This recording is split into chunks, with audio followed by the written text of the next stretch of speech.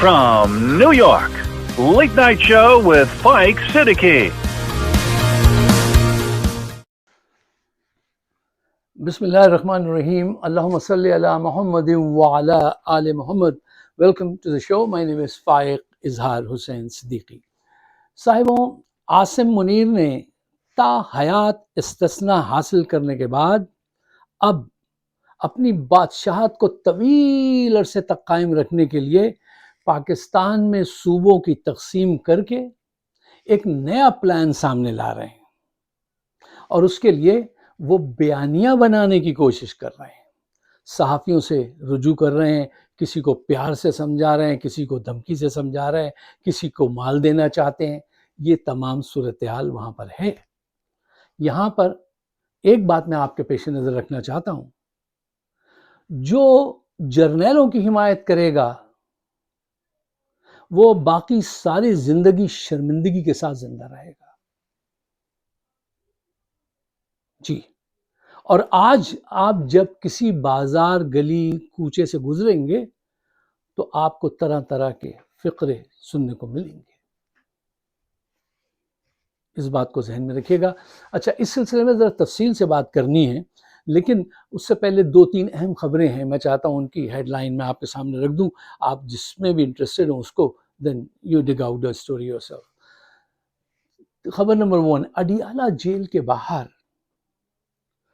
P T I کے کارکنوں کی بہت بڑی تعداد جمع، اور وہاں پر پولیس سے باقاعدہ ہاتھا پائی ہوئی۔ کچھ نوجوانوں نے جیل کے اندر جانے کی کوشش کی، اور ایک نوجوان نے کہا، جو سارے نوجوانوں کے جذبات کی ترجمانی تھی، اس نے کہا، میں گھر سے یہ سوچ کے چلا ہوں کہ میں جیل کے اندر جاؤں گا، عمران خان کو نکال کے باہر لاؤں گا، اس کے لیے اگر مجھے اپنی جان دینی پڑے تو میں اس کے لیے بالکل تیار ہوں۔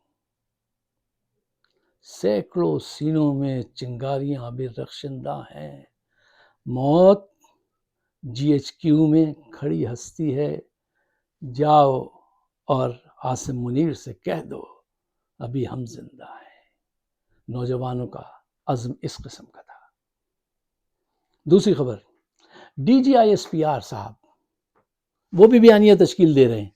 وہ اپنی حمایت حاصل کرنے کے لیے کراچی کا ایک انسٹیٹیوشن ہے، جامعہ رشیدیہ، وہاں تشریف لے گئے، اپنی بات کہی، لیکن جب نوجوانوں نے سوالات پوچھنے شروع کیے تو پھر وہ بالکل فریز ہو گئے۔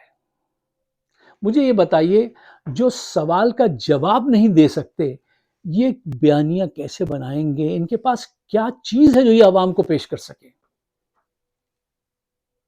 تیسری خبر کہ پاکستان افغانستان سے ابھی تک جنگ کے موڈ میں ہے، مذاکرات نہیں کر رہے، بیٹھ کے بات چیت کرو، مسئلے کو حل کرو، سلجھاؤ، یہ الجھائے جا رہے ہیں، ابھی تک وہاں پہ بمباری کی جا رہی ہے۔ اس سے کیا حاصل ہوگا، کیا نقصان ہوگا؟ یہ ان کا کام نہیں ہے کہ سوچیں، یہ تو بس پلان بنانے پہ، لمبی حکومت کے لیے ہی ہر وقت سوچتے رہتے ہیں۔ یہ تو تین اہم خبریں۔ اچھا، اب آئیے آپ اس بحث کی طرف جو ممتاز دانشور آفتاب اقبال، وقار ملک اور عدیل حبیب کے درمیان میں نے ویڈیو دیکھی، اور ایک دوست مسلسل پش کر رہے ہیں کہ وہ دیکھو تمہارا دوست بک گیا۔ میں نے کہا، دیکھو تم نامعقول قسم کی بات کر رہے ہو، آفتاب اقبال بکنے والا انسان نہیں ہے، تم اس کو دلیل سے قائل کر سکتے ہو، خرید نہیں سکتے۔ اور آج اگر انہوں نے کچھ ایسی دلیلیں دی ہیں تو کل اگر اس نے یہ دیکھ لیا کہ نہیں یہ تو سب غلط ہے، یہ جو مجھے بتا رہے تھے ویسے ہی کرنے کی اہلیت ہے ہی نہیں، ان میں نیت ہی نہیں ہے، تو وہ واپس آ جائے گا۔ مجھے بھی افسوس ہے کہ انہوں نے اپنی آپ کو ان کے ساتھ کھڑا کرنا پسند کیا، جرنیلوں کے، ظالموں کی صف میں جا کے کھڑے ہوئے۔ مجھے افسوس ہے، کیوں؟ میں تو ہمیشہ آفتاب اقبال کے حق میں سوچنے والا دماغ ہوں، اگر مجھے اتنا افسوس ہے تو دوسرے لوگوں کا کیا عالم ہوگا۔ وقار ملک ہمارا ایک ایسا اثاثہ ہے جو حق اور سچ کی بات کرتا ہے، پروف کے ساتھ بات کرتا ہے۔ وہ جس روز وقار ملک اگر گیو اپ کر گیا، بک گیا، تو اس روز میں پاکستان کی سیاست کو ڈسکس کرنا بند کر دوں گا۔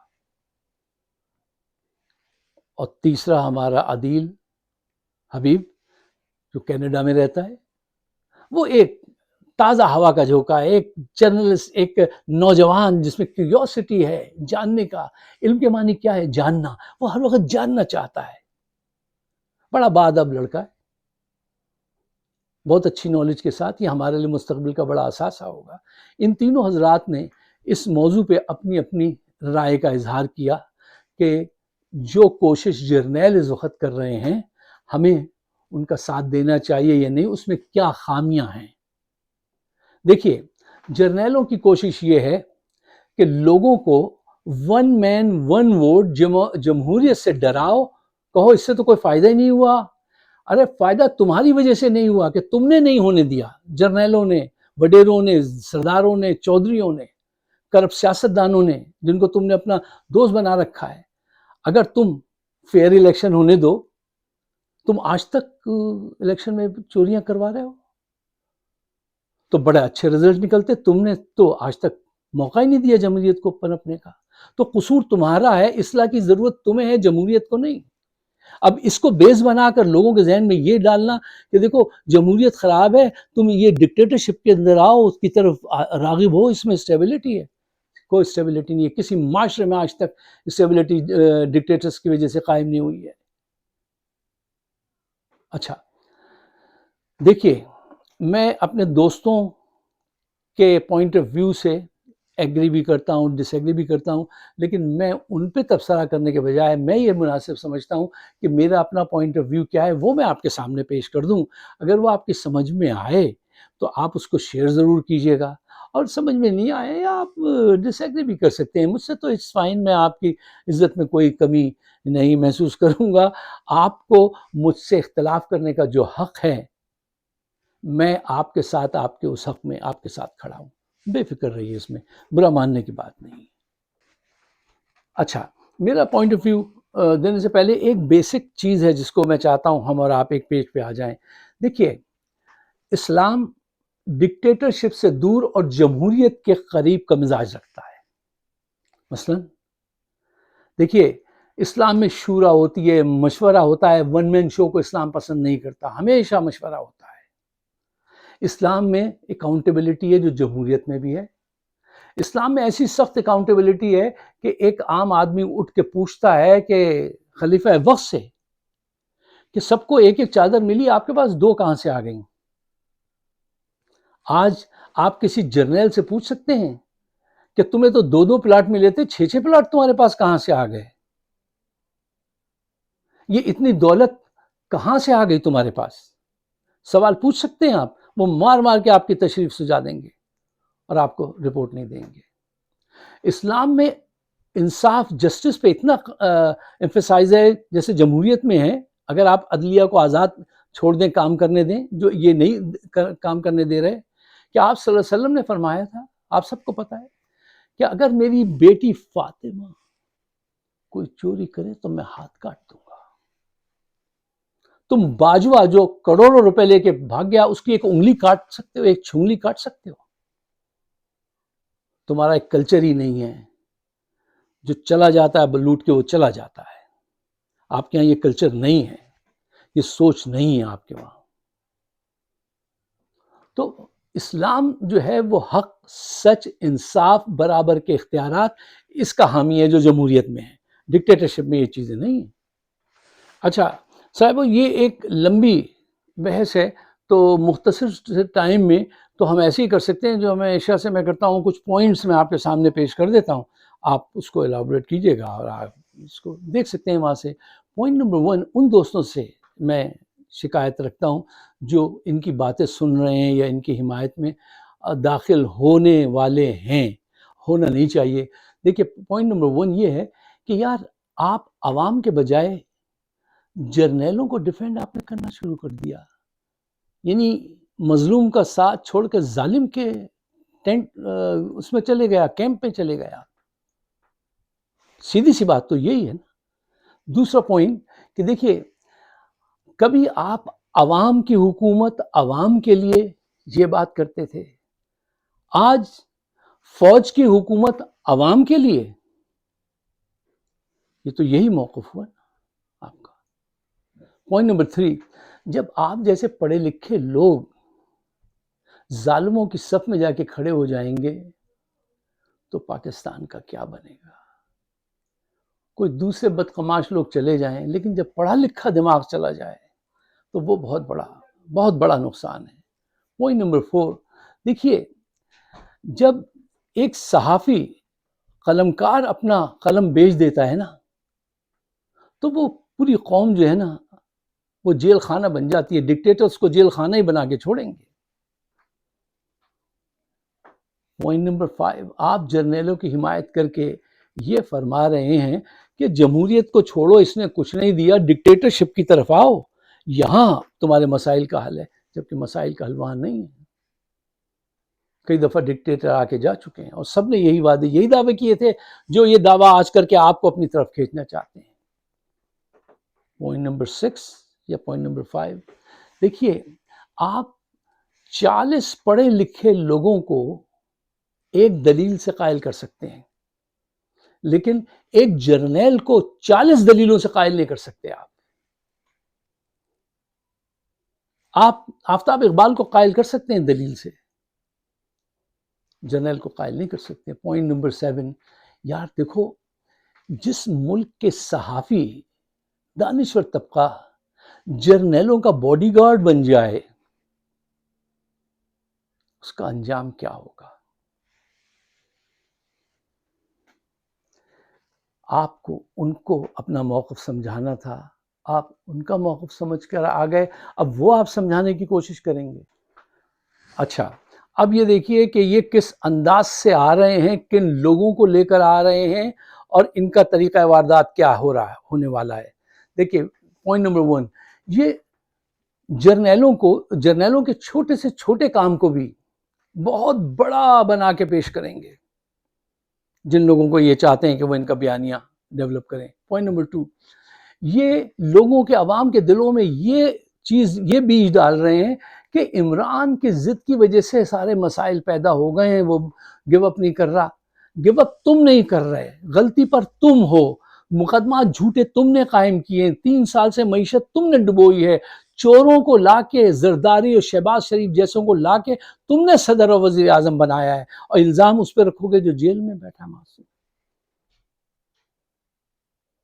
پوائنٹ نمبر 3، دیکھیے اب اس انداز سے سامنے آ رہے ہیں کہ عمران کی تعریف بھی کریں گے اور اس کے ساتھ ساتھ جو ہے وہ فیک نیوز، فیک پولز بنائیں گے اور فیک سٹوریز جو ہیں وہ شیئر کی جائیں گی۔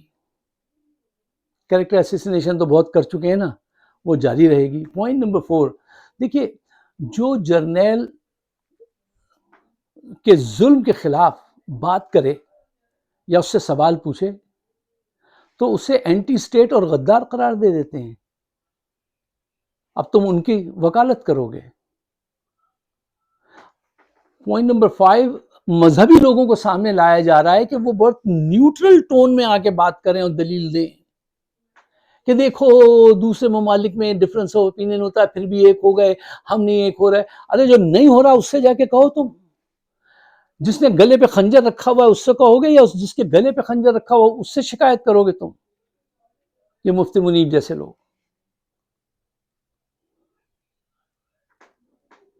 آخری بات، یہ اپنے جھوٹ کو اس طرح بار بار پیش کرنے کی کوشش کریں گے کہ وہ سچ لگنے لگے۔ آپ کو ہم کو اس بات کے لیے تیار رہنا چاہیے۔ صاحبوں میں ابھی تک اس حیرت زدہ ہوں کہ یہ اچھے لوگ، پڑھے لکھے لوگ ایک ڈکٹیٹر کے کیمپ میں کیسے جا سکتے ہیں؟ کیا تمہیں علم نہیں کہ 3 دفعہ ایک آدمی نے فرض کرو تمہارے گھر میں چوری کی ہو اور چوتھی مرتبہ بھی وہ آئے اور تم اپنے گلی کے نکڑ پہ کھڑے ہو کے اس کے حق میں دلیل دے رہے ہو، اس چور کے جو 3 دفعہ 4 دفعہ تمہارا گھر لوٹ چکا ہے؟ ایسی بدعقلی کی بات کیسے کر سکتے ہو؟ ان کی حالت عوام کے حق میں اس جج کی ہو گئی جس کے سامنے ملزم نے، قاتل نے اپنے ڈیفینس میں، جبکہ وہ اصل قاتل تھا، ایسی چب زبانی دکھائی کہ جج صاحب اپنی کرسی سے اٹھے اور یہ کہتے ہوئے کورٹ روم سے واپس چلے گئے، بھئی مجھے تو یہ آدمی سچا لگ رہا ہے۔ یار آپ اتنے معصوم ہیں، یہ علم، یہ حکمت یہ تدبر جو آپ نے حاصل کیا تھا وہ ان جیسے لوگوں کی حمایت کے لیے حاصل کیا تھا. دیکھیے ہم اور آپ سب وقت کی میزان میں تل رہے ہیں. یہ فیصلہ جلدی ہو جائے گا. اب اس موڑ پہ جس وقت پاکستان کو اشد ضرورت ہے، کسی چیز کی ضرورت نہیں، سچ بولنے والوں کی ضرورت ہے، کھڑے رہنے والوں کی ضرورت ہے، اس وقت پاکستان کے ساتھ مت چھوڑنا. کیا تمہیں ان کے کرداروں کے متعلق بتانا ضروری ہے؟ ایک ایک کردار کو تم جانتے ہو، ان کی نفس، ان کے نیت کو تم پہچانتے ہو، کس نیت کے لوگ ہیں، اور یہ تمہیں استعمال کرنے کی کوشش کریں تو تمہیں کیا کرنا چاہیے؟ ایک سچے انسان کی حیثیت سے سوچو. پھر جو بھی تمہارا ضمیر، جو بھی تمہارے نصیب ہے، اللہ تعالیٰ تمہیں اس طرف لے جائے گا. اگر آپ کو میرے خیالات سمجھ میں آتے ہیں بات تو اس کو شیئر ضرور کیجیے گا. انہوں نے سب کے گرد ایک وہ دیوار لگا رکھی ہے، میرے گرد کچھ اتنی بڑی دیوار لگا دی ہے کہ لوگ ملتے ہیں تو کہتے ہیں کہ آپ آج کل پروگرام نہیں کرتے فائق صاحب. میں نے کہا نہیں کرتا ہوں، کیونکہ ہمیں تو اب بہت مہینے سے آپ کا پروگرام ہی نہیں دیکھا، آتا ہی نہیں. جب میں نے پروگرام شروع کیا تھا تو بہت تیزی سے آگے بڑھ رہا تھا، جب سے انہوں نے یہ لگائی ہے تو وہ بہت مشکل سے آگے بڑھتا ہے، کچھ لوگوں تک پہنچتا ہے. اگر آپ تک پہنچ چکا ہے اور آپ سمجھتے ہیں یہ صحیح ہے، حق کی بات ہے، تو اس کو شیئر ضرور کیجیے گا. مجھے اپنے خیالات سے نوازیے گا. آپ سب کا بہت بہت شکریہ. خدا حافظ.